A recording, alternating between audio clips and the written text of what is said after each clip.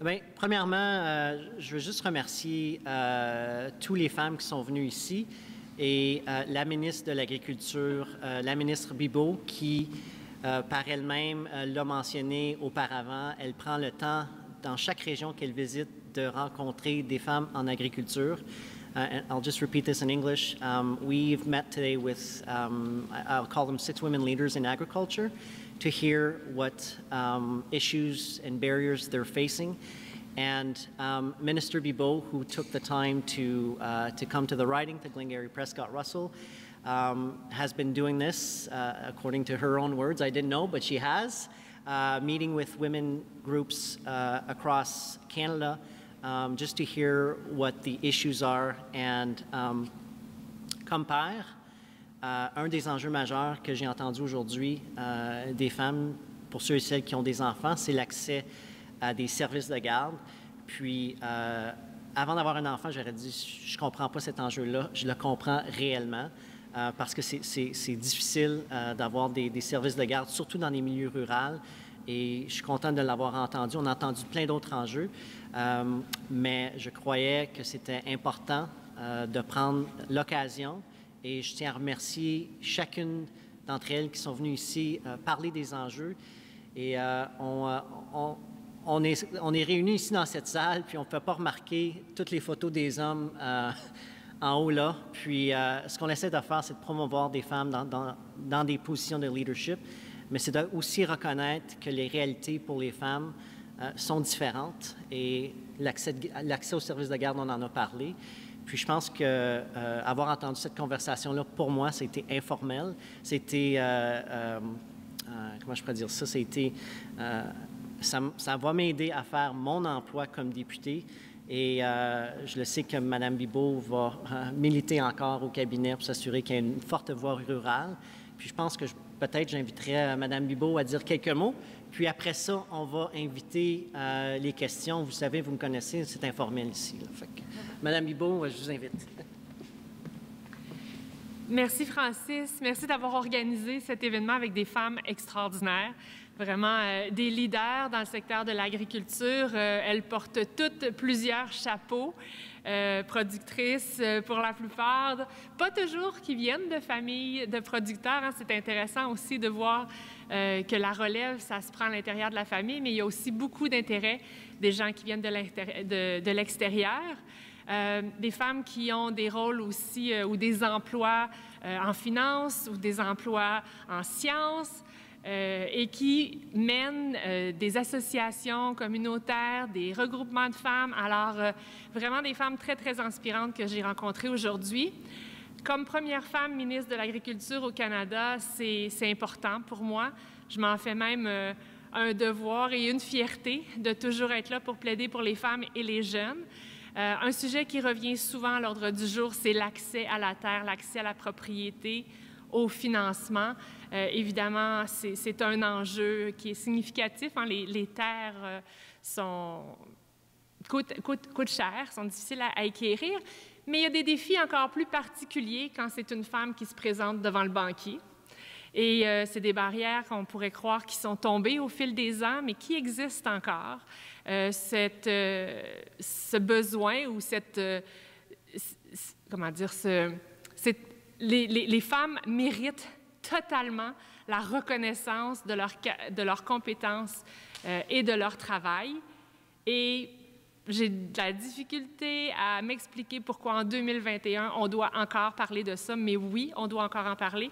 Et je vais continuer de le faire avec beaucoup d'engagement et de détermination parce qu'on a désespérément besoin de toutes ces femmes fortes dans le secteur de l'agriculture et dans tous les secteurs de notre société d'ailleurs. Alors, je peux m'arrêter ici, je crois. Je veux remercier Francis d'avoir organisé cet événement. Francis, qui est un membre du comité d'agriculture, comité parlementaire sur l'agriculture. Donc, pour une ministre de l'Agriculture, c'est vraiment important d'avoir des voix fortes dans son caucus qui parlent et qui connaissent le secteur, qui connaissent la réalité dans la ruralité et qui travaillent avec moi pour mener les différents projets. Alors, je suis disponible pour répondre à vos questions et je sais aussi que Vicky et Mireille sont là pour répondre aussi à vos questions. La première chose que je voulais demander, merci beaucoup de nous avoir invités aujourd'hui. Vous avez parlé de quelques enjeux qui font face surtout les femmes dans le secteur agricole, l'accès à la terre, le financement. Donc, du côté fédéral, quel est le plan pour rectifier ces enjeux? Quel est le plan pour aller en avant d'ici? Oui, donc on travaille entre autres avec Financement agricole Canada, qui est notre institution financière pour le secteur agricole et agroalimentaire. Donc, de leur demander de mettre dans leurs priorités des programmes qui sont plus facilitants pour les femmes, les jeunes et les groupes sous-représentés, d'une part. Il y a quelques programmes récents qui ont été mis en place, dont le programme d'investissement pour le secteur de la volaille et des œufs, qui accorde un financement, un partage de coûts qui est plus avantageux pour les jeunes, les femmes et les groupes sous-représentés aussi. Donc, ce sont des exemples concrets. J'ai créé le premier conseil de la jeunesse agricole du Canada sur lequel siège Vicky. Donc, c'est une façon de donner l'exemple aussi, de démontrer à quel point c'est important de s'entourer de cette jeunesse et de ces femmes compétentes, passionnées, qui ont une vision de l'avenir aussi, parce que si on veut, justement, on veut développer l'agriculture de demain. Je travaille avec mes collègues ministres des provinces et des territoires en ce moment pour développer le nouveau partenariat canadien pour l'agriculture pour 2023 à 2028. On veut parler d'avenir, bien, il faut parler aux femmes et aux jeunes si on veut parler d'avenir et développer des politiques qui sont bien alignées avec leurs ambitions. Puis je voulais vous demander aussi, en 2020, janvier, the Ontario Federation of Agriculture, l'EFA, ont fait un sondage qui a démontré que 67% des femmes fermières avaient répondu qu'ils se sentaient disrespected dans leur milieu d'emploi à un moment de leur vie à cause de leur sexe, comparé jusqu'à 2% des hommes. Donc, quelle importance placez-vous sur ce genre d'enjeux, ce genre de problème, et quel est le plan pour rectifier ça, surtout dans un endroit où peut-être on travaille, on pense que c'est plus pour les hommes? C'est incompréhensible, absolument incompréhensible et inacceptable que 2/3 des femmes sentent qu'on leur manque de respect, alors qu'elles ont toutes les compétences et la capacité et l'ambition pour accomplir ces tâches et qu'elles sont essentielles. On le sait, l'agriculture, ça tient sur des fermes familiales. Par définition, une ferme familiale, il y a souvent des femmes au sein de la ferme familiale. Et puis, souvent, elles ont mené l'entreprise. Dans notre histoire, les hommes étaient plus au champ, mais qui tenait les livres et qui s'occupait de la famille et qui allait à la ferme aussi, qui faisait tout. Alors, les fermes tiennent beaucoup, beaucoup sur les femmes. Alors, je crois qu'on leur doit tous et toutes respect.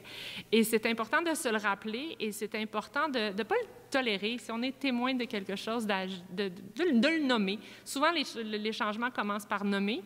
Et puis, bien, on essaie, dans nos positions, de donner l'exemple et de mettre en place des politiques qui vont favoriser ça. Donc, il y a différentes choses qui ont été faites au sein de notre gouvernement, pas juste au niveau de l'agriculture, mais au niveau de l'équité, que ce soit dans les conseils d'administration, que ce soit dans les nominations qu'on fait, s'assurer qu'il y a une représentation du secteur en question. Et puis, pour moi, c'est quelque chose qui est très, très important. Par exemple, la présidente de Financement agricole Canada est une femme. Donc, on essaie de plus en plus de faire en sorte d'avoir une bonne représentation pour que toutes ces femmes aient des modèles et qu'il n'y ait plus de plafond de verre à briser, mais que tout le monde se sente bien dans son rôle.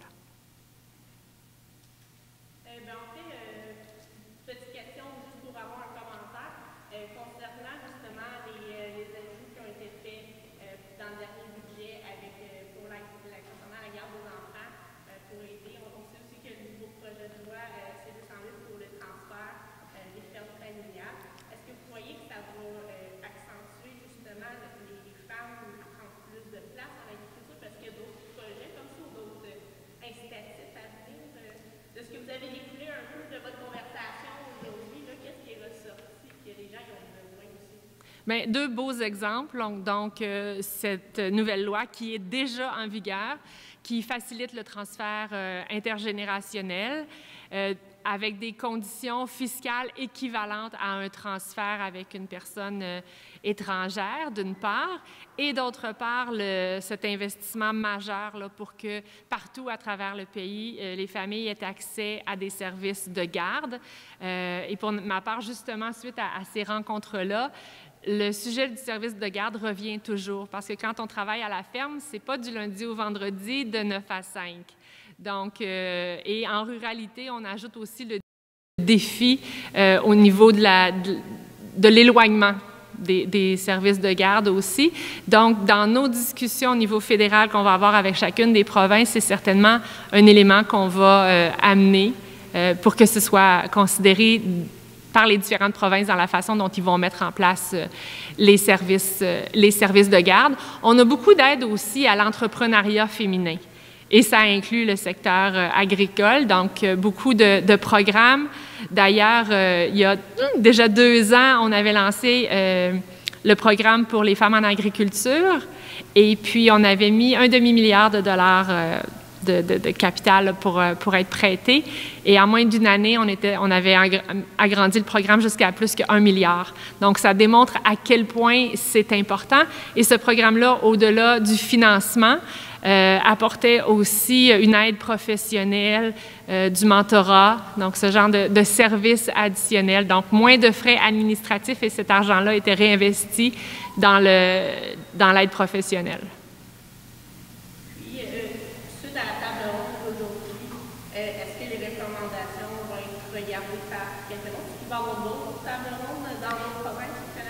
Bien, j'en fais constamment. J'en ai fait Zoom sans arrêt, oui, à peu près partout où je vais, on organise une table ronde avec des femmes et j'en ai fait dans la dernière année Zoom aussi, évidemment. C'était très informel aujourd'hui, donc ces femmes-là ne se connaissaient pas nécessairement, elles ne sont pas arrivées avec un plan de travail, des recommandations très, très concrètes.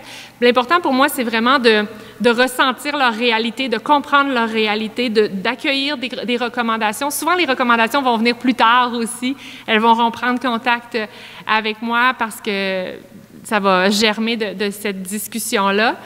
Alors, je pense... mais c'est important pour moi parce que ça me donne toute cette conviction et ça me renforce dans mon rôle de faire en sorte qu'on ait des politiques et des programmes qui les aident dans leur cheminement. Et en parlant de la table ronde d'aujourd'hui, les enjeux que vous avez entendus, les femmes qui vous ont parlé aujourd'hui, est-ce que c'est des enjeux que vous avez entendus dans vos tables rondes que vous avez fait à travers le pays? Est-ce qu'il y en avait quelques-uns qui étaient uniques pour notre région? Qu'est-ce que vous en avez pensé? Bien, je dirais qu'il y en a 3 qui ressortent régulièrement de façon différente. Donc, l'importance de collaborer, de travailler ensemble, de se réunir, de partager ses défis, de partager ses solutions. Toute la question du réseautage, c'est important. Ensuite de ça, le service de garde, comme je le disais, l'accès à la terre et au financement. Je dirais que c'est toujours les 3 éléments qui reviennent le plus fort. Mais ici, on voit particulièrement beaucoup de leadership au niveau du travail ensemble, de la collaboration. C'est impressionnant. Puis, il y en a 2 qui seraient disponibles aussi pour vous en parler en français. Oui, juste une dernière question, si ça ne vous gêne pas. Oui. On sait que le secteur agricole, c'est un des secteurs au pays du Canada où il y a la plus grande pénurie de main-d'œuvre de qualité.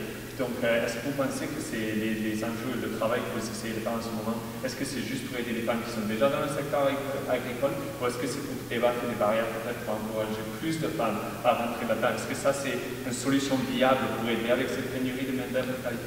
C'est certainement un élément de solution. Et puis, bien, il faut assurer la relève de notre secteur agricole. C'est un pilier de notre économie. Un emploi sur 8 dépend du secteur agricole et agroalimentaire au pays. Et c'est notre sécurité alimentaire, rien de moins. Et si la COVID nous a appris une chose, c'est bien ça, l'importance de nos chaînes d'approvisionnement alimentaire et l'importance de soutenir nos producteurs agricoles. Et puis de faciliter la vie aux femmes et aux jeunes qui entrent dans le secteur, c'est extrêmement important. Merci. Tout d'abord, je veux commencer la conversation entre nous. On va commencer avec vous, Mireille, si ça ne vous gêne pas, Vicky. Cette table ronde aujourd'hui qui a été organisée par nos politiciens, par nos députés fédéraux, comment est-ce que vous avez trouvé l'expérience? Est-ce que c'était positif? Est-ce que ça a soulevé des enjeux, peut-être des autres fermières que vous ne savez pas ou quelque chose comme ça? Comment vous avez trouvé l'expérience aujourd'hui? Bien, c'était très convivial. En fait, c'était un peu comme prendre un café avec des amis. Puis jaser de nos réalités. Fait on a eu des bonnes oreilles de la part de la ministre et du député, à savoir c'était quoi nos réalités, puis c'est quoi être femme en agriculture.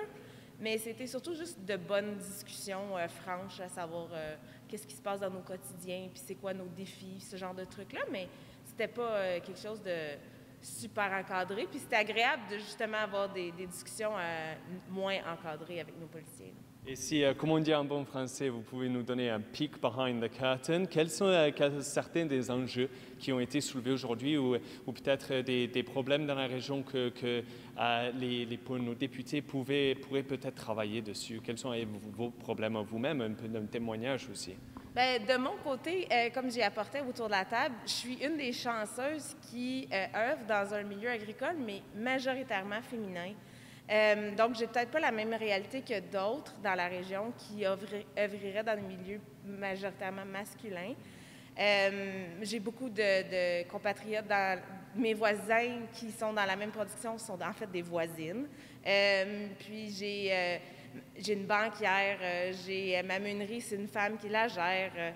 Tous les gens qui m'entourent, je les ai pas choisis pour ça, là, mais ça donne que c'est des femmes. Donc, c'est peut-être des choses qui font en sorte que j'ai pas les mêmes enjeux que d'autres.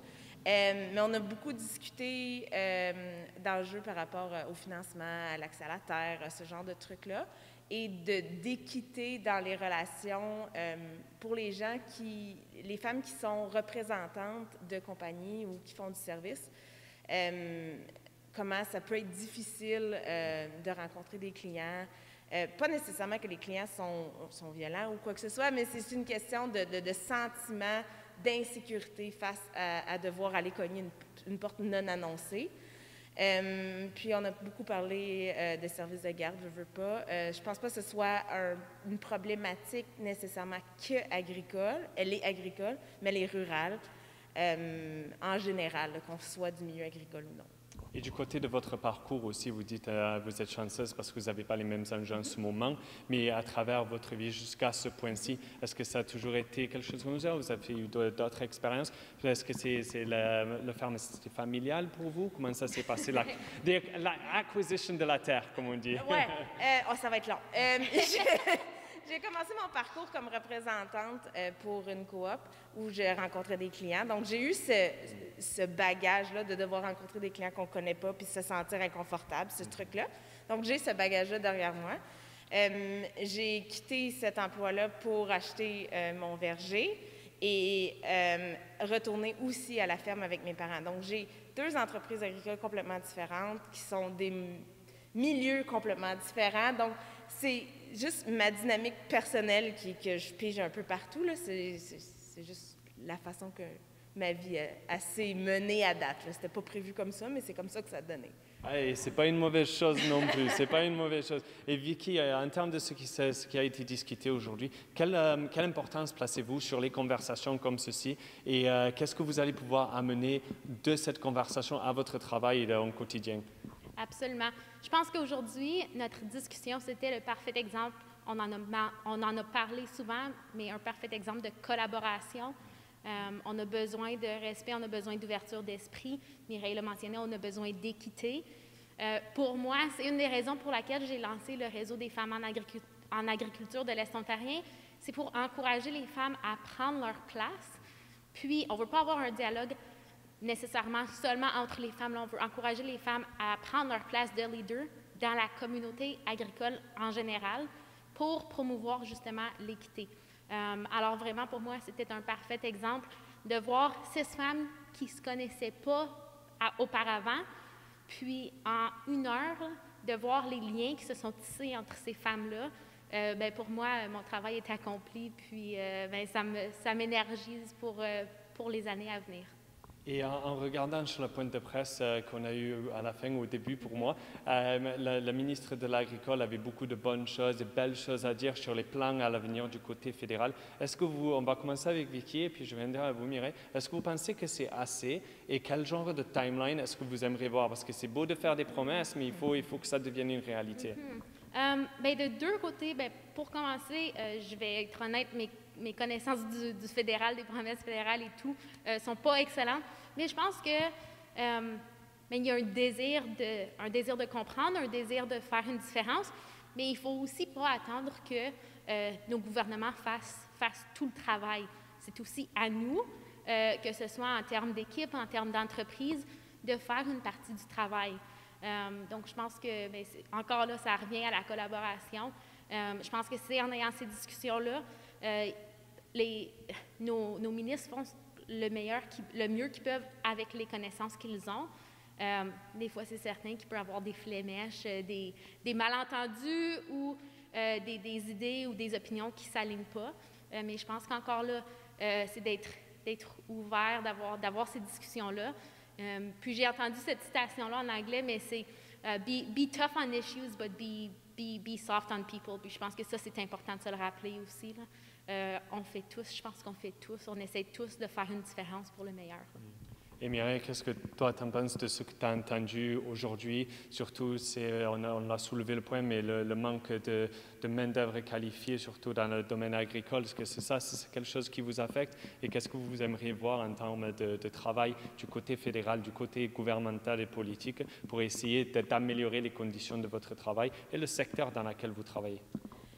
C'est certain qu'il y a des pénuries de main-d'œuvre, qu'il y a plein de défis, mais ce que j'ai surtout retenu de la rencontre d'aujourd'hui, c'est l'esprit d'écoute, comme disait Vicky.